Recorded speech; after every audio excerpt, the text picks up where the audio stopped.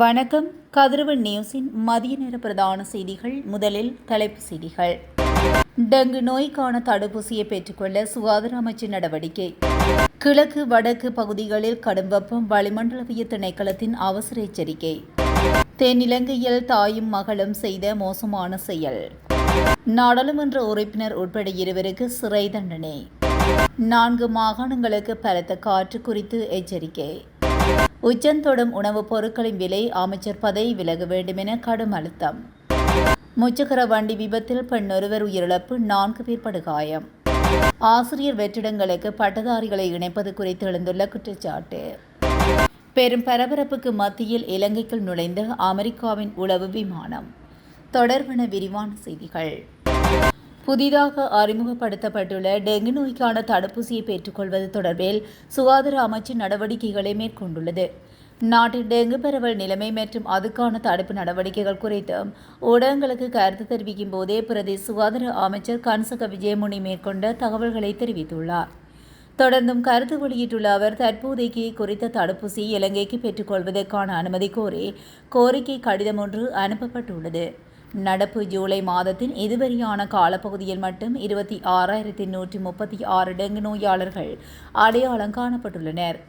இந்த ஆண்டில் ஒரு மாதத்தில் அடையாளம் காணப்பட்ட அதிகபட்ச டெங்கு நோயாளர் எண்ணிக்கையாகும்.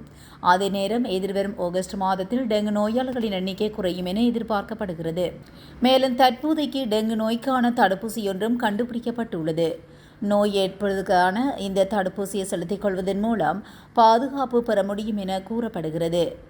இந்த புதிய தடுப்பூசி என்பதனால் நோய் தடுப்பில் இது எந்தளவுக்கு வெற்றியளிக்கும் என்று தற்போது கூறுவது கடினமாகும்.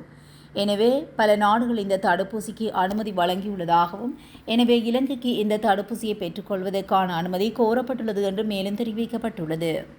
கிழக்கு மாகாணம் மற்றும் கிளிநொச்சி, முல்லைத்தீவு, வவுனியா, புலனறுவை, மொனராகலை ஆகிய மாவட்டங்களில் இன்று வெப்ப சுட்டன் எச்சரிக்கை மட்டத்தை எட்டக்கூடும் என வளிமண்டலவியல் திணைக்களம் எச்சரிக்கை விடுத்துள்ளது.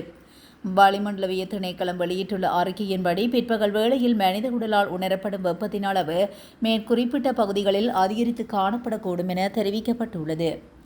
அதிக வெப்பம் காரணமாக உடல்நல பாதிப்புகள் ஏற்படக்கூடிய சாத்தியம் இருப்பதனால் பொதுமக்கள் போதுமான அளவு நீர் அருந்துதல், நேரடி வெயிலில் நீண்ட நேரம் இருப்பதை தவிர்த்தல் மற்றும் தேவையான முன்னெச்சரிக்கை நடவடிக்கைகளை மேற்கொள்ளுமாறு திணைக்களம் அறிவுறுத்தியுள்ளது. குறிப்பாக சிறுவர்கள், முதியவர்கள் மற்றும் உடல்நல பிரச்சினைகள் உள்ளவர்கள் அதிக வெப்பத்தில் இருந்து தங்களை பாதுகாத்துக் கொள்ள வேண்டும் என்றும் கூடுதல் கவனம் செலுத்துமாறு வளிமண்டலவியல் திணைக்களம் கேட்டுக்கொண்டுள்ளது. அலக்கம தர்கா நகர பிரதேசத்தில் தாயொருவரும் அவரது மகளும் கைது செய்யப்பட்டுள்ளனர். வீடொன்றில் பதுங்கியிருந்த போது களுத்துறை மாவட்ட குற்றத்தடுப்பு பிரிவின் அதிகாரிகளால் இருவரும் கைது செய்யப்பட்டுள்ளனர். நிதி மோசடிகள் மற்றும் திருட்டு சம்பவங்கள் தொடர்பில் பல நீதிமன்றங்களால் பிடியாணை பிறப்பிக்கப்பட்ட நிலையில் அவர் கைது செய்யப்பட்டுள்ளதாக போலீசார் தெரிவித்தனர். மகளந்தாவ பிரதேசத்தை சேர்ந்த 36 வயதுடைய தாயும் அவரது 15 வயதுடைய மூத்த மகளுமே இவ்வாறு கைது செய்யப்பட்டுள்ளார். கைது செய்யப்பட்டவர்களிடமிருந்து மேலதிக விசாரணைகளை முன்னெடுக்கப்பட்டுள்ளதாக தெரிவிக்கப்பட்டுள்ளது. நாடாளுமன்ற உறுப்பினர் சமிந்த விஜயசிறிக்கு 1.5 வருட சிறை தண்டனை விதித்து நீதிமன்றம் தீர்ப்பளித்துள்ளது. சட்டவிரோதமான முறையில் வழிமறித்தமை, போலீஸ் அதிகாரிகளை அச்சுறுத்தியமை உள்ளிட்ட குற்றச்சாட்டுகள் தொடர்பில் இந்த தீர்ப்பு வழங்கப்பட்டுள்ளது. நாடாளுமன்ற உறுப்பினர் சமிந்த விஜயசிறி அவரது சாரதி மற்றும் அமைச்சு பாதுகாப்பு பிரிவின் போலீஸ் அதிகாரியொருவருக்கு எதிராக பதுளை மேல் நீதிமன்றத்தில் வழக்கு தாக்கல் செய்யப்பட்டது. வழக்கை விசாரித்த பதுளை மேல் நீதிமன்ற நீதிபதி ஜெய்ராம் டிராக்ட்ரெஸ்கே சமிந்த விஜயசிறி மற்றும் சாரதி வந்துல ரத்நாயக் ஆகிய 2 பிராதிவாதிகளுக்கும் 4 குற்றச்சாட்டுகளுக்கும் அமைச்சு பாதுகாப்பு பிரிவின் போலீஸ் அதிகாரி ரசிக கருணாதிலகவை 3 குற்றச்சாட்டுகளுக்கு குற்றவாளியாக தீர்ப்பளித்துள்ளார். எனினும் சாரதி வந்துல ரத்நாயக்க உயிரிழந்ததாக நீதிமன்றத்தில் அறிவிக்கப்பட்டுள்ளது. வடக்கு, வடமத்திய, வடமேற்கு மற்றும் மத்திய மாகாணங்கள் மற்றும் ஹம்பாந்தோட்டை, திருகோணமலை மாவட்டங்களுக்கு பலத்த காற்று வீசக்கூடும் என வானிலை ஆய்வு மையம் ஆம்பர் எச்சரிக்கையை விடுத்துள்ளது. என்று வெளியிடப்பட்ட இந்த அறிவுரை நாளை காலை 11 மணி வரை அமுலில் இருக்கும் என குறிப்பிடப்பட்டுள்ளது. தீவிரமான தென்மேற்கு பருவமழை நிலவுவதனால் வடக்கு, வடமத்திய, வடமேற்கு மற்றும் மத்திய மாகாணங்களிலும் ஹம்பாந்தோட்டை மற்றும் திருகோணமலை மாவட்டங்களிலும் அவ்வப்போது மணிக்கு சுமார் 40 to 50 கிலோமீட்டர் வேகத்தில் பலத்த காற்று வீசக்கூடும் என தெரிவிக்கப்பட்டுள்ளது. எனவே இது தொடர்பாக வானிலை ஆய்வுத்துறையால் வெளியிடப்படும் எதிர்கால அறிவுரைகளை கவனமாக கடைபிடிக்குமாறு பொதுமக்கள் கேட்டுக் கொள்ளப்பட்டுள்ளனர். நுகர்வோர் மற்றும் உணவு பாதுகாப்பை உறுதிப்படுத்த தவறிய வர்த்தக வாணிப உணவு பாதுகாப்பு மற்றும் கூட்டுறவு அபிவிருத்தி அமைச்சர் வசந்த சமரசிங்க உடனடியாக பதவி விலகல் செய்ய வேண்டும் என்று அகில இலங்கை உணவக உரிமையாளர்கள் சங்கம் கோரிக்கை விடுத்துள்ளது. அரிசி, பால்மா, முட்டை மற்றும் இறைச்சி உள்ளிட்ட பொருட்களின் விலை உயர்வுக்கு அமைச்சரின் அறியாமையும் நுகர்வோர் விவகார அதிகார சபையின் ஒத்துழைப்பின்மையுமே காரணம் என சங்கம் தெரிவித்துள்ளது.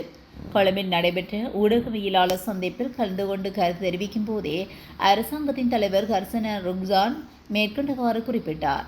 அவர் அங்கு மேலும் தெரிவிக்கையில், நாட்டில் அத்தியாவசிய உணவுப் பொருட்களும் மூலப்பொருட்களும் மிக வேகமாக விலை உயர்ந்து வருகின்றன. 2 வாரங்களுக்கு முன்னர் குறைந்த விலையில் விற்பனையான பெரிய முட்டையொன்று தற்போது 46 தொடக்கம் 47 ரூபாவாகவும் 45 கிராம் சிறிய முட்டையொன்று 42 ரூபாவுக்கும் அதிகரித்துள்ளது.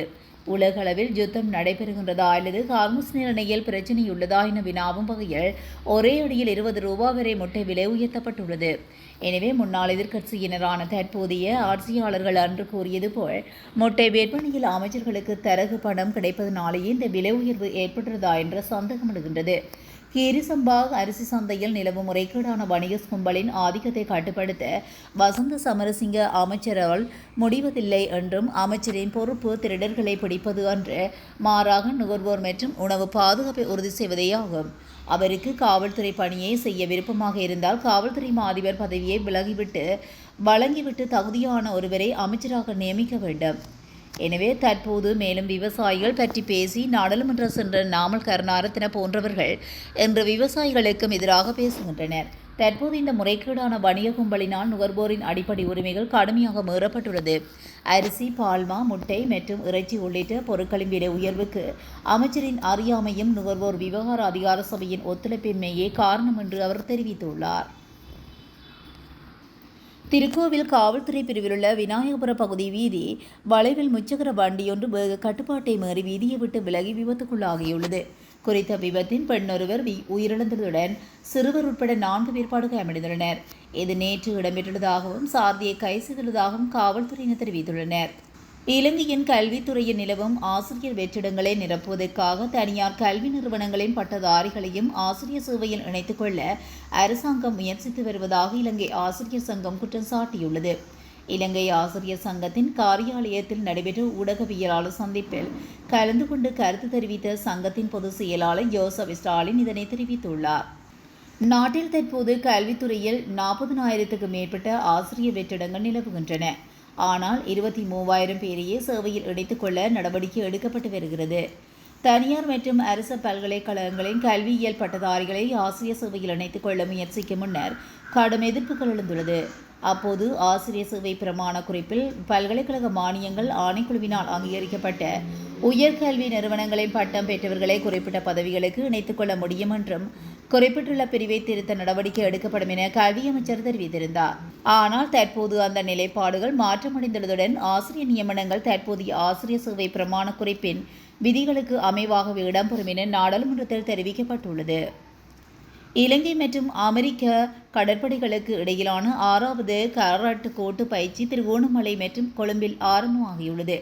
இந்திய பெருங்கடல் பிராந்தியத்தில் கடல்சார் பாதுகாப்பு, அவசரகால மனிதாயமான உதவிகள் மற்றும் பேரிடர் மேலாண்மை திறன்களை வலுப்படுத்துவதை நோக்கமாக கொண்டு இந்த பயிற்சி முன்னெடுக்கப்படுகிறது. இதில் அமெரிக்க கடற்படையின் அதிநவீன P-8A போசைடான் கடல்சார் ரோந்து விமானம் மற்றும் SLNS கஜபாக கப்பல் ஆகியவை விசேட கண்காணிப்பு மற்றும் கூட்டு பயிற்சிகளுக்காக பயன்படுத்தப்படுகின்றது. மேலும் 2 நாட்டு படைகளும் இணைந்து கடல்சார் கண்காணிப்பு, குண்டுவெடிப்பு, செயலிழப்பு மற்றும் சந்தேகத்துக்குரிய கப்பல்களை சோதனையிடும் பயிற்சிகளில் ஈடுபட உள்ளன.